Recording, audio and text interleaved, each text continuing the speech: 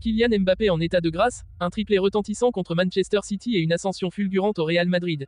Ligue des Champions, l'Atlético de Madrid apaise les tensions avant le derby face au Real Madrid. Avant de commencer, si c'est la première fois que tu passes ici, je t'invite donc à t'abonner, c'est gratuit, ça prend 2 secondes et ça fait plaisir. Merci beaucoup à toi. Lorsque Kylian Mbappé a posé ses valises à Madrid l'été dernier, l'enthousiasme était immense. Recruté comme la nouvelle figure de proue du projet merengue, il était censé transformer une équipe déjà championne d'Europe en une machine encore plus redoutable. Mais les débuts n'ont pas été aussi simples que prévu. Entre adaptation tactique, positionnement axial et concurrence avec Vinicius Junior, l'attaquant français a traversé des semaines délicates. Aujourd'hui, tout cela semble appartenir au passé. Grâce à un travail acharné et à un ajustement progressif, Mbappé a trouvé son rythme de croisière. Son triplé historique face à Manchester City, en 8e de finale retour de la Ligue des Champions, est venu sceller son retour au sommet. Plus qu'une simple performance individuelle, ce match a marqué une rupture dans la saison du Real Madrid et une confirmation éclatante de son nouveau statut. Désormais, les doutes n'existent plus. Mbappé est bien le leader offensif du Real Madrid, prêt à guider son équipe vers de nouveaux sommets. Un récital de classe mondiale contre Manchester City. Le duel entre le Real Madrid et Manchester City était annoncé comme l'un des chocs de la saison. Après un match aller serré en Angleterre, 1-1, tout restait à faire au Santiago Bernabéu.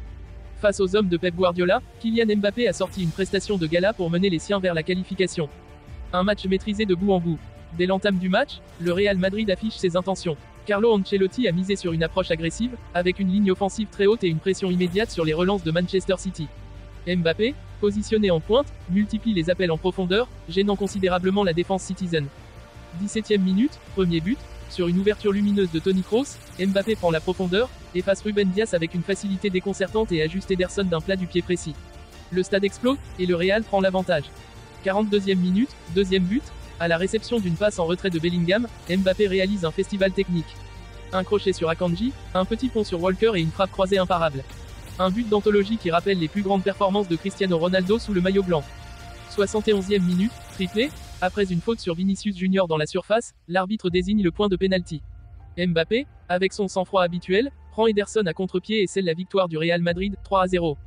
En 90 minutes, exceptionnel, l'attaquant français a anéanti les espoirs de Manchester City et a démontré qu'il était taillé pour les grands soirs de Ligue des Champions.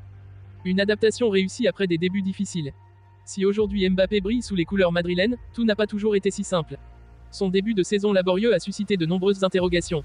Un positionnement axial qui lui posait problème. Habitué à évoluer sur l'aile gauche au PSG, où il pouvait prendre la profondeur et attaquer en 1 contre 1, Mbappé a dû se réinventer à Madrid. Carlo Ancelotti l'a installé en pointe dans un 4-3-1-2, avec Vinicius Junior et Rodrigo sur les côtés et Jude Bellingham en soutien. Mais ce rôle de pur numéro 9 n'a pas tout de suite convenu aux Français. Moins libre, souvent dos au but et obligé de jouer en pivot, il a connu une période d'adaptation compliquée.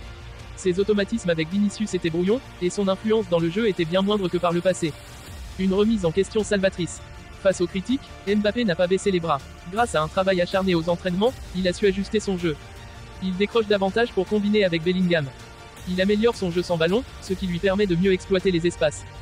Il se montre plus collectif, en alternant entre finisseur et créateur. Petit à petit, le déclic a eu lieu, et depuis quelques semaines, Mbappé est tout simplement inarrêtable. Les éloges de Jude Bellingham, un symbole fort. Après cette performance magistrale contre City, le vestiaire madrilène a salué le rôle clé de Mbappé dans la qualification. Interrogé par Thierry Henry sur CBS Sport, Jude Bellingham n'a pas tari d'éloges sur son coéquipier. Plus grand que, Kylian s'améliore de jour en jour. C'est un crack et il est arrivé dans une équipe qui marchait déjà bien, championne d'Europe avec de grands joueurs. Nous avons ajouté un crack de plus pour continuer comme ça, je pense que nous avons une grande équipe. Ces déclarations montrent l'importance grandissante de Mbappé dans le vestiaire. Alors qu'il était vu comme un outsider à son arrivée, il est désormais considéré comme un leader naturel par ses coéquipiers. Une deuxième partie de saison qui s'annonce explosive. Avec un Mbappé en pleine forme, le Real Madrid peut désormais viser le triplé Liga, Ligue des Champions, Coupe du Roi. La Ligue des Champions, l'obsession ultime. Si le Real Madrid rêve d'un 15e sacre européen, il sait que cela passera par des performances XXL de Mbappé. Avec 9 buts en 8 matchs de Ligue des Champions cette saison, il est en train d'écrire sa propre légende à Madrid. Ses objectifs sont clairs, remporter la Ligue des Champions dès sa première saison. Devenir le meilleur buteur de la compétition. Se positionner comme le grand favori pour le Ballon d'Or 2025. Une association avec Vinicius qui fait trembler l'Europe. Si la cohabitation entre les deux stars avait posé question au début, la connexion Mbappé-Vinicius fonctionne désormais à la perfection. Avec Bellingham en chef d'orchestre, le trio offensif madrilène est l'un des plus redoutables d'Europe. Avec un Mbappé en feu, un Vinicius retrouvé et un Bellingham magistral, le Real Madrid semble intouchable. Mbappé vers le Ballon d'Or. Cette fin de saison pourrait marquer un tournant dans la carrière de Kylian Mbappé. Après plusieurs désillusions au PSG, il a enfin l'opportunité de gagner la Ligue des Champions et de prouver qu'il est le meilleur joueur du monde. S'il continue sur cette lancée, il sera difficile de lui refuser le Ballon d'Or. En quelques mois, il est passé d'un joueur en difficulté à un prétendant légitime au trône du football mondial. Mbappé a toujours rêvé de marquer l'histoire. À Madrid, il est en train de le faire. Le tirage au sort des huitièmes de finale de la Ligue des Champions a réservé une affiche particulièrement explosive, un nouveau derby madrilène entre le Real Madrid et l'Atlético de Madrid.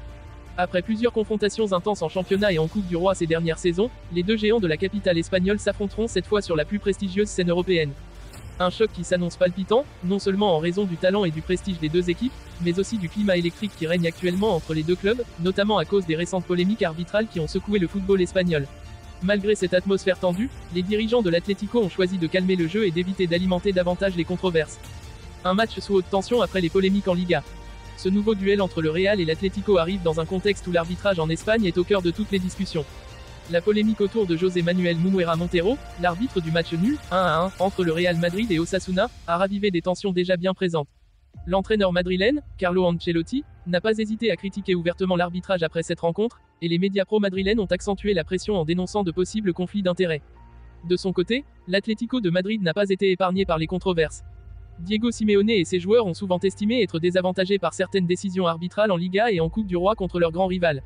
La rivalité entre les deux clubs madrilènes ne s'exprime pas seulement sur le terrain, mais aussi dans les médias et au sein des instances du football espagnol. Cependant, plutôt que d'attiser la tension, Carlos Busro, le directeur du football de l'Atlético, a choisi d'apaiser les esprits. Dans une interview accordée à Marca, il a insisté sur le fait que l'essentiel était de se concentrer uniquement sur le football et non sur les polémiques externes.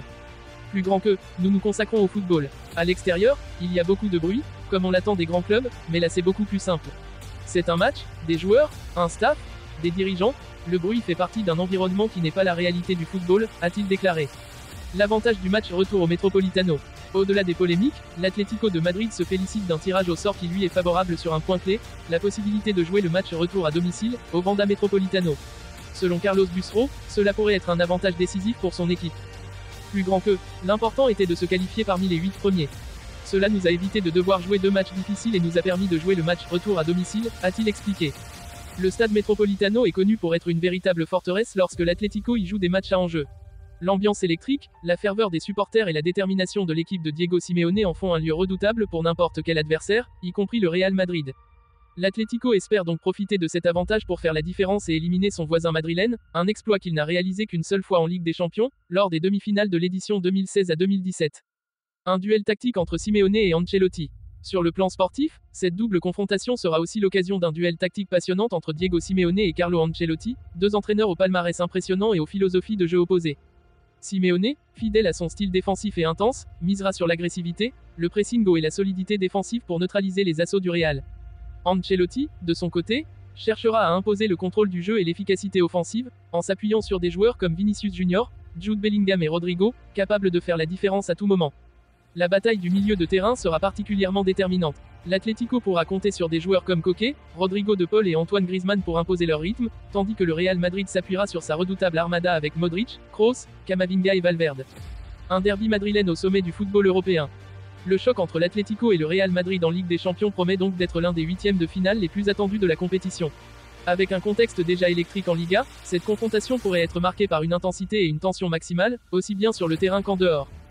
Pour l'Atlético, l'objectif est clair, faire tomber son rival et franchir un cap en C1.